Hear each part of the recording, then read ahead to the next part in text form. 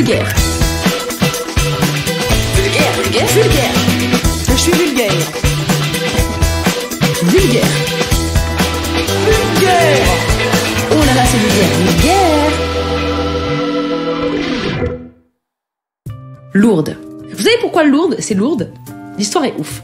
On est en 1858. À la base, Lourdes, c'est juste une ville basique avec un nom limite grossophobe, une église, une école, un super U, la base quoi. Mais un jour, une meuf a rendu la ville swag.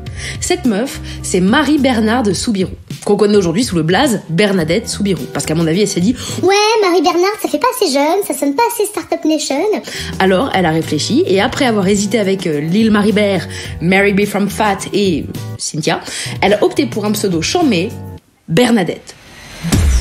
Boum, moderne, inattendu, ça reste bien en tête, super boulot marketing. Bernadette, elle avait 14 ans, elle se baladait dans la montagne avec sa sœur et une copine pour ramasser du petit bois, parce qu'elle avait sûrement un barbecue après, j'imagine. Enfin, elle se baladait avec une pote et sa sœur. Moi, quand je crois que quand à 14 ans, tu dis à tes parents en repas de famille que tu vas te promener dans les bois avec une copine, en général, ça se termine par des expérimentations sexuelles derrière un arbre pour s'entraîner. Mais bon, ça, c'est que mon avis. Donc Bernadette, elle était en train de galocher sa copine quand soudain, il y a un coup de vent, elle tourne la tête et elle voit une lumière douce dans une grotte. Et elle y va. Donc clairement, la meuf n'a jamais vu aucun fait entrer l'accusé, parce que moi, je vois une lumière douce dans une grotte, dans une montagne, j'y vais pas. Non, moi je parle dans l'autre sens en me disant que si j'y vais, je vais décéder. Et en redescendant, bien sûr, évidemment, devoir civique, je préviens les gendarmes que j'ai probablement retrouvé Xavier Dupont de Ligonnès. Donc elle y va, et alors elle tombe pas du tout sur Xavier, et je vous vois venir, c'est pas non plus Guy Joao, non. C'est une dame en blanc qui lui fait un petit signe de croix. Et alors elle fait une petite prière, et l'apparition disparaît. Bernie raconte tout à sa frangine, qui promet de rien raconter à personne, évidemment, promis, juré, craché, à tenter ma sœur, on se lâche pas, évidemment. Et comme toutes les sœurs, quand elle voit ses parents, la frangine, balance le dos, parce que c'est ce genre de saloperie que se font les sœurs entre elles. Je suis sûre que si j'avais vu une apparition, ma sœur, elle l'aurait balancé à mes parents direct, parce que c'est une sœur, c'est normal. Les deux reçoivent un coup de bâton, le karma, bitch, et surtout, les gens la croient pas. On leur dit des trucs du genre T'as fini tes carnavalades ? Qui personnellement est une chose qu'on ne m'a jamais dite, et comment j'aurais été trop vexée. En tout cas, elle y retourne avec des copines, et bim, apparition de nouveau. Que pour elle, c'est la seule à l'avoir. Un peu comme d'ailleurs Mark Ruffalo, qui est le seul à voir Reese Witherspoon dans Et si c'était vrai. Et si ça se trouve d'ailleurs, l'apparition de Bernadette, c'est Reese Witherspoon.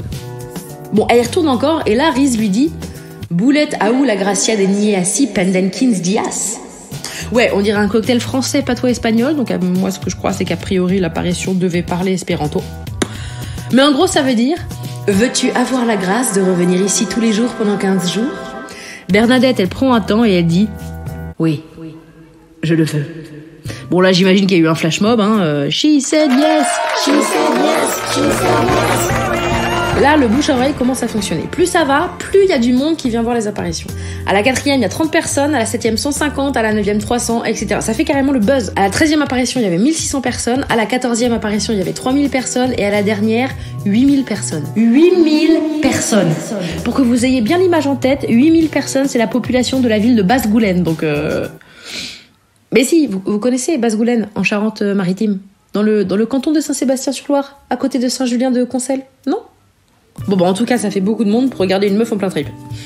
Elle pleure, elle met sa main proche d'une bougie, elle explose de rire, c'est une sorte de plus grand cabaret du monde, mais sans Patrick Sébastien, sans Shirley Dino, et sans intermittent qui lance des couteaux sur quelqu'un d'autre.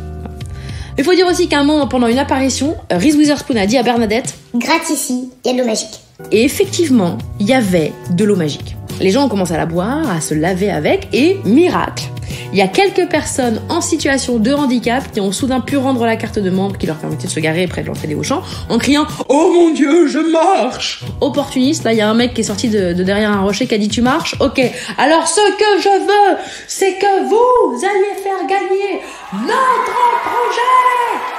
Bref, l'eau trouvée par Bernie, elle serait effectivement vraiment magique. Et c'est à cause de cette eau magique que les gens viennent du monde entier à Lourdes avec des petites bouteilles de cristalline vide avec le bouchon la con là, pour les remplir d'eau de Lourdes et les donner à leur famille, en espérant qu'il se passe des miracles.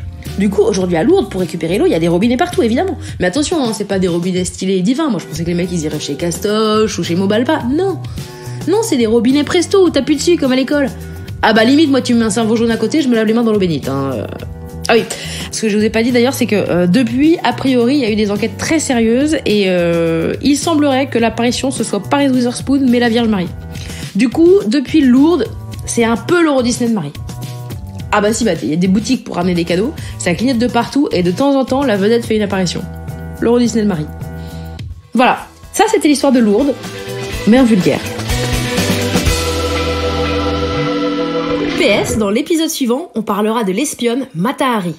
Ah, et sinon, moi je m'appelle Marine Baousson, j'ai écrit et enregistré ce podcast sur mon iPhone pendant le confinement, d'après des articles et des vidéos dont tu pourras trouver les références en lisant les petites infos qui l'accompagnent. Il a été réalisé avec amour par le merveilleux Guillaume Béra, qui en a aussi fait la musique. Les illustrations et la création graphique sont de la fabuleuse Juliette Poney, je les remercie tous les deux. Enfin, abonnez-vous pour ne rater aucun vulgaire. N'hésitez pas d'ailleurs à mettre des étoiles, à commenter, à vous abonner à mon Instagram et aussi à bien vous brosser les dents tous les jours, c'est hyper important. Gros bisous et merci!